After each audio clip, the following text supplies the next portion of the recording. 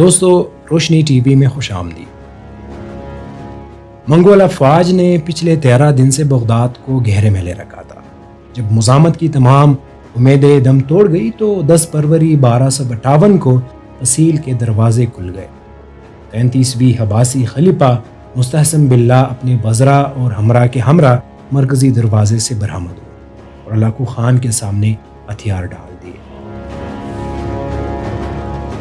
دوستو، علاقو خان نے وہی کیا جو اس کے دادا چنگیز خان پچھلی نصف صدی سے کرتے چلے آئے تھے۔ اس نے خلیفہ کے علاوہ تمام اشرافیہ کو وہی تلوار کے گھاٹ اتار دیا اور منگول دستے البلاد بغداد میں داخل ہو گئے۔ اس کے اگلے چند دن تک جو ہوا، اس کا اندازہ آپ مورخین کے ان الفاظ سے لگا سکتے ہیں: وہ شہر میں بھوکے گدو کی طرح پھر گئے، اس طرح جیسے غضبناک بھیڑیے بھیڑوں پر ہلا بول دیتے ہیں۔ بستر اور تکیے چاقو سے پھاڑ دیے گئے، حرم کی عورتیں گلیوں میں گھسیٹی گئی اور ان میں سے ہر ایک تاتاریوں کا کھلونا بن کر رہ گئی۔ دوستو، دریا دجلہ کے دونوں کناروں پر آباد بغداد الپ لیلہ کی شہرزاد کا شہر، خلیفہ ہارون الرشید اور مامون کے قائم کردہ دارالترجمہ کا شہر تھا۔ یہ وہ شہر تھا جہاں مترجموں کو کتابیں تول کر سونا بطور معاوضہ دیا جاتا۔ یہ دلکشا مسجدوں، وسیع کتب خانوں، عالیشان محلات، سرسبز باغات، لبالب بازاروں، علم افروز مدرسوں اور پرتعیش حماموں کا شہر تھا۔ اس بات کا درست تخمینہ لگانا مشکل ہے کہ کتنے لوگ اس قتل عام کا شکار ہوئے۔ مورخین کا اندازہ ہے کہ 2 لاکھ سے لے کر 10 لاکھ لوگ تلوار، تیر یا بھالے کے گھاٹ اتار دیے گئے۔ تاریخ کی کتابوں میں لکھا ہے کہ بغداد کی گلیاں لاشوں سے ہٹی پڑی تھی۔ چند دن کے اندر ان سے اٹھنے والے تحفن کی وجہ سے علاقو خان کو شہر سے باہر خیمہ لگانے پر مجبور ہونا پڑا۔ اسی دوران جب عظیم الشان شاہی محل کو آگ لگائی گئی تو اس میں استعمال ہونے والے ابنوس اور سندل کی قیمتی لکڑی کی خوشبو آس پاس کے علاقے کی فضاؤں میں پہلی بدبو میں مدغم ہو گئی۔ دوستو، کچھ اسی طرح کا ادغام دجلہ میں بھی دیکھنے میں آیا۔ کہا جاتا ہے کہ اس اساطیری دریا کا مٹیالہ پانی پہلے چند دن سرخ بہتا رہا اور پھر سیاہ پڑ گیا۔ سرخی کی وجہ وہ خون تھا جو گلیوں میں بہہ بہہ کر دریا میں شامل ہوتا رہا، اور سیاہی اس وجہ سے کہ شہر کے سینکڑوں کتب خانوں میں محفوظ نادر نسخے دریا میں پھینک دیے گئے تھے اور ان کی سیاہی نے گل گل کر دریا کی سرخی کو ماند کر دیا۔ فارسی کے عظیم شاعر شیخ سعدی خاصا عرصہ بغداد میں رہے تھے اور انہوں نے یہی کہ مدرسہ نظامیہ میں تعلیم حاصل کی تھی۔ چنانچہ انہوں نے سکوت بغداد کا یادگار نوح لکھا جس کا ایک ایک شہر دل کو دہلا دیتا ہے۔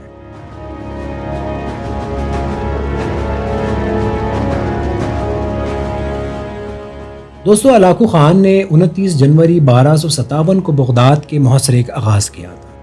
حملے سے پہلے اس نے خلیفہ محتشم کو لکھا کہ لوہے کے سوئے کو مکہ مارنے کی کوشش نہ کرو، سورج کو بجھی ہوئی موم بتی سمجھنے کی غلطی نہ کرو، بغداد کی دیواریں فوراً گرا دو، اس کی خندقیں پاٹ دو، حکومت چھوڑ دو اور ہمارے پاس آ جاؤ۔ اگر ہم نے بغداد پر چڑھائی کی تو تمہیں گہری ترین پاتال میں پناہ ملے گی، نہ بلند ترین آسمان۔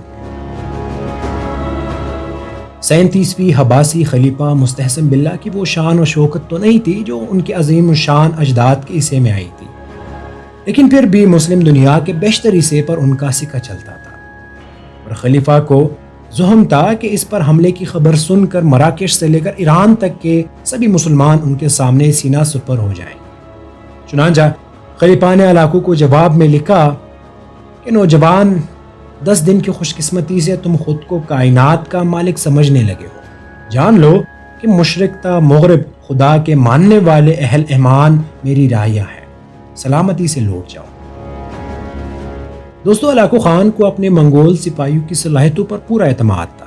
وہ پچھلے 4 اشروں کے دوران اپنے آبائی وطن منگولیا سے نکل کر 4000 میل دور تک آ پہنچے تھے اور اس دوران معلوم دنیا کے بڑے حصے کو اپنا متحد بنا چکے تھے۔ بغداد پر حملے کی تیاریوں کے دوران نہ صرف علاقو خان کے بھائی منگو خان نے تازہ دم دستے بھجوائے تھے، بلکہ ارمینیا اور جارجیا سے خاصی تعداد میں مسیح فوجی بھی آ ملے تھے جو مسلمانوں سے صلیبی جنگوں میں یورپ کی شکست کا بدلہ لینے کے لیے بیتاب تھے۔ یہی نہیں، منگول فوج تکنیکی لحاظ سے بھی کئی زیادہ برتر اور جدید ٹیکنالوجی سے بہرہ بر تھی۔ منگول فوج میں چینی انجینئروں کا یونٹ تھا جو منجنیقوں کی تیاری اور بارود کے استعمال میں مہارت رکھتا تھا۔ بغداد کے شہری آتش گیر مادے نفتا سے واقف تھے، جسے تیروں سے باندھ کر پھینکا جاتا تھا، لیکن بارود سے ان کا کبھی واسطہ نہیں پڑا تھا۔ دوستو، اس زمانے کا بارود آہستگی سے جلتا تھا۔ منگولوں نے اس میں یہ جدت پیدا کی، اسے لوہے یا پکائی گئی مٹی کی ٹیوبوں میں رکھ دیتے تھے جس سے وہ دھماکے سے پھٹ جاتا تھا۔ اس کے علاوہ منگولوں نے دھوئے کے بم بنانے میں بھی مہارت حاصل کر لی تھی۔ ان کی منجنیقوں نے شہر پر اچھی بارش برسانا شروع کر دی۔ یہی نہیں، منگولوں نے پسیل کے نیچے بارود لگا کر اسے بھی جگہ جگہ سے توڑنا شروع کر دیا۔ بغداد کے باسیوں نے یہ آفت اس سے پہلے کبھی نہیں دیکھی تھی۔ ابھی معاشرے کو ایک ہفتہ بھی نہ گزرا تھا کہ خلیفہ نے علاقو خان کو بھاری تاوان ادا کرنے اور اپنی سلطنت میں جمعے کے خطبے میں اس کا نام پڑھنے کی شرط پر صلح کی پیشکش کی، لیکن علاقو خان کو پتہ سامنے نظر آ رہی تھی۔ اس نے یہ پیشکش فوراً ہی ٹکرا دی۔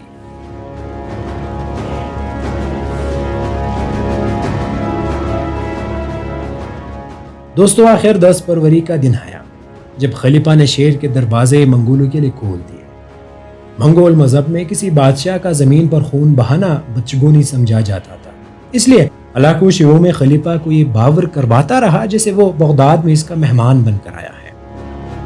خلیفہ کی علاقت کے بارے میں کئی کہانیاں مشہور ہیں، تاہم زیادہ قرین قیاس علاقوں کے وزیر نصیر الدین توسا کا بیان ہے جو اس موقع پر موجود۔ وہ لکھتے ہیں کہ خلیفہ کو چند دن بھوکا رکھنے کے بعد ان کے سامنے ایک ڈھکا ہوا پان لایا گیا۔ کیونکہ خلیفہ نے بیتابی سے ڈھکن ہٹایا تو دیکھا کہ برتن ہیرے جواہرات سے بھرا ہوا ہے۔ علاقوں نے کہا، کھاؤ۔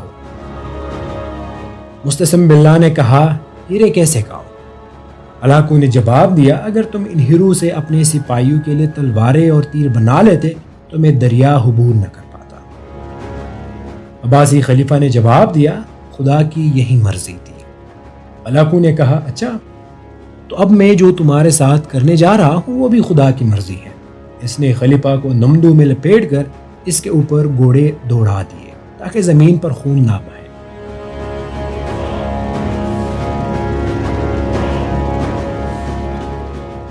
دوستو، بغداد کی بنیاد مستسم باللہ کے جد ابو جعفر بن المنصور نے 762 میں بغداد نامی ایک چھوٹے سے گاؤں کے قریب رکھی۔ صرف چند اشروں کے اندر اندر یہ بستی دنیا کی تاریخ کے عظیم ترین شہروں میں شامل ہو گئی۔ ہندوستان سے لے کر مصر تک کے علماء، عظلاء، شاعر، فلسفی، سائنسدان اور مفکر یہاں پہنچنے لگے۔ اسی زمانے میں مسلمانوں نے چینیوں سے کاغذ بنانے کا طریقہ سیکھ لیا اور دیکھتے ہی دیکھتے شہر علمی سرگرمیوں سے محمور ہو گیا۔ 9ویں صدی میں بغداد کا ہر شہری پڑھ لکھ سکتا تھا۔ دوستو، بغداد 775 سے لے کر 932 تک آبادی کے لحاظ سے دنیا کا سب سے بڑا شہر تھا۔ اس کے علاوہ اسے 10 لاکھ کی آبادی تک پہنچنے والے دنیا کا پہلا شہر ہونے کا اعزاز بھی حاصل ہے۔ دوستو، جابر بن حیان، الخوارزمی، الکندی اور الرازی، الغزالی، ابو نواس، شیخ سعدی، زریاب، طبرہ، امام ابو حنیفہ، امام احمد بن انبل، امام ابو یوسف بغداد میں بسنے والی چند مشہور ہستیوں کے نام ہیں۔ دوستو، آج سے ٹھیک 760 برس قبل بغداد پر چلنے والے اس ناگہنی منگول آندھی نے میسوپوٹیمیا کی ہزاروں سالہ تہذیب کی قدم ایسے اکاڑے کہ وہ آج تک سنبھل نہیں پائی۔ یہی نہیں بلکہ اس کے بعد سے آج تک کوئی مسلم شہر بغداد کی شان و شوکت کے عشر عشیر تک بھی نہیں پہنچ سکا۔ بعض ماہرین نے لکھا ہے کہ مغربی تہذیب صرف اسی وجہ سے پل پھول سکی کہ منگولوں نے اس وقت کی برتر مسلم تہذیب کو تباہ کر کے مغرب کے لیے راستہ ہموار